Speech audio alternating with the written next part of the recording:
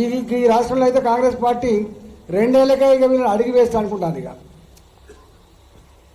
రాయి ఏ చెట్టు మీద ఇసురుతాం? కాయలున్న చెట్టు మీద ఇసురుతాం. నడిచేదినే పొడుతాం, ఇచ్చే అమ్మనే అడుగుతాం. కానీ ఈ సర్కారు మీద మనకి ఏం అభిప్రాయం ఏర్పడ్డది? ఇది పెట్టే అమ్మ కాదు, దీని దగ్గర ఏం లేదు, ఇది ఉత్తమాటల సర్కారు, ఇది ఉత్తదే, ఇది గాలి కొట్టుకపోతుంది అని చెప్పి ప్రజలు నిర్ణయించుకున్నారు. కాబట్టి ఈ అడుగుడు బంద్ చేసింది.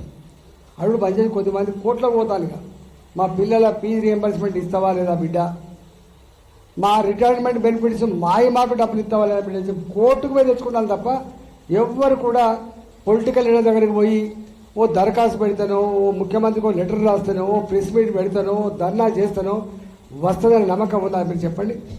లేదు. అంటే 2 ఏళ్లకే ముఖం మొత్తుంది ప్రజలకి. 2 ఏళ్లకే ఈ సర్కారు మీద ముఖం మొత్తితే అస్సాంలో 10 ఏళ్ల తర్వాత కూడా మళ్ళీ 3వసారి అధికారం కట్టబెట్టినటువంటి ప్రజలు, అస్సాం ప్రజలకు ధన్యవాదాలు. ఇలా ఆయన మళ్ళీ 3వసారి ముఖ్యమంత్రి అవుతున్నాడు. అంటే భారతీయ జనతా పార్టీ ఉన్న కాడ ఎట్లుందో మీరు చూడండి. అదే బెంగాల్లో ఇంతకుముందు రంజిత్ మోహన్ చెప్తుండ్రు, నేను పోయినాను, మేము కూడా పోయినాం 2-3 సార్లు. అంటే ఎక్కడైతే ప్రజాస్వామ్యాన్ని కథం పట్టిస్తారో, వ్యవస్థల్ని కథం పట్టిస్తారో, వాటి ప్రోటోకాల్లే కూడా చేస్తారో, నేను అనేటువంటి అహంకారంతో కుటుంబ పాలన కొనసాగిస్తారో, నియంతృత్వ పాలన కొనసాగిస్తారో, ప్రజల మీద హింస ప్రయోగిస్తారో, నేను అనే భావన వస్తుందో అట్లాంటిది చెల్లదని చెప్పినటువంటి ప్రజలు ఎవరు? బెంగాల్ ప్రజలు చెప్పారు. స్కీములు లేవంటే స్కీములు ఉన్నాయి, పరిపాలన ఉన్నది, కానీ నియంతృత్వం ఉంది, అణిచివేత ఉంది.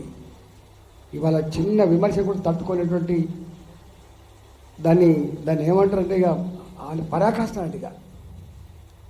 కాబట్టి ఇంకా బెంగాల్లో మమతా సర్కారు కొనసాగితే మానవ హక్కుల హననం మాత్రమే కాదు, మనుషుల హననమే జరిగిపోతుందని చెప్పి భావించారు. కాబట్టి ఏరి కోరి 92% ఓట్లేసినట్టుగా అర్థం చేసుకోండి. 92-93% ఓట్లేసి బొంద పెట్టిండ్రు ఇవాళ మమతా బెనర్జీ.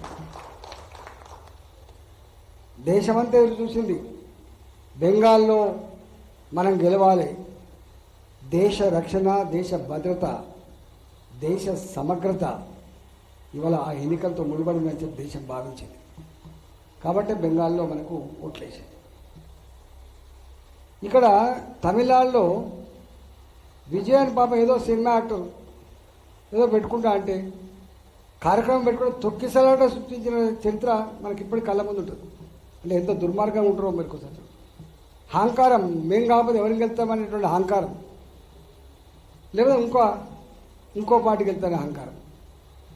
మీరు అడ్రస్ పోయింది, నా వాళ్ళ అడ్రస్ పోయింది, సామాన్యుడు ఇట్లా పుట్టుకొని వచ్చిండు. అంటే ప్రజలు టాలరేట్ చేస్తలేరు హింసని, అహంకారాన్ని, దోపిడీని, కుటుంబ పాలనని టాలరేట్ చేస్తలేరు అనడానికి సజీవ సాక్ష్యం తమిళనాడు. గారు సరే, కేరళలో అది ఎప్పుడు 5 ఏళ్ళకోసారి ఒక పార్టీ ఇట్లా మారుతూ ఉంటుంది.